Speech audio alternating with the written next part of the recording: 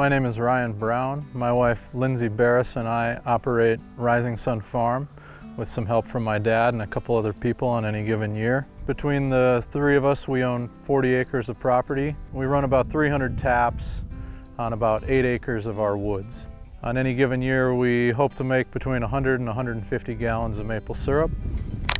We used to run about 300 to 350 buckets to collect sap. This is just our second year on all vacuum tubing, which we did primarily because the weather is tough to predict in the last 10 years. So using vacuum gives us the opportunity to have a longer season and take better advantage of whenever the optimum weather is. That's about the best that it's run yet this year. That's as good as it gets.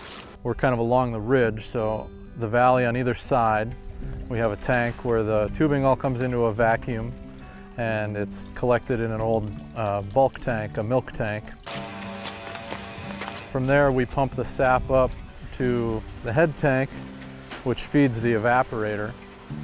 It's all gravity fed from that point. In any given year on a vacuum tubing situation, we hope to produce about a half a gallon of syrup per tap. So since we run 300 taps, we'd hope to make 150 gallons of syrup. In order to do that, we'd hope to collect somewhere around 20 gallons of sap from each tap. So we'd be in the 5,000 to 7,000 gallons of sap total range as far as how much we'll process through our equipment. We use a wood-fired evaporator. Most of the larger producers are going to be using reverse osmosis technology to remove the majority of the water before it's ever subjected to heat. It's a 4-foot by 14-foot evaporator, and when we're operating it, we can cook about 200 gallons of sap per hour will be evaporated. And so depending on the sugar content of the sap, we'll make between 4 and 6 gallons of syrup per hour.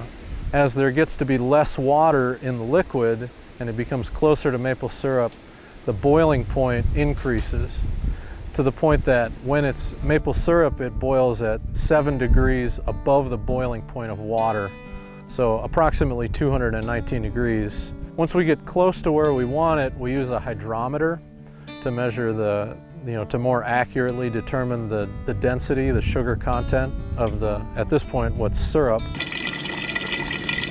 And once it's reached almost syrup, then we open the valve and draw off a batch, we call it. We store it in food grade buckets until we have 30 to 50 gallons, which then we will reheat and filter through our bottling tank, and then we pour mostly into quarts and pints for retail sales. Because we're cooking sap from a raw state, it's given more time exposed to the heat, more opportunity for caramelization, more opportunity for that flavor to develop. And also because we're heating our syrup again to bottle it, it again gives it another opportunity for caramelization to occur.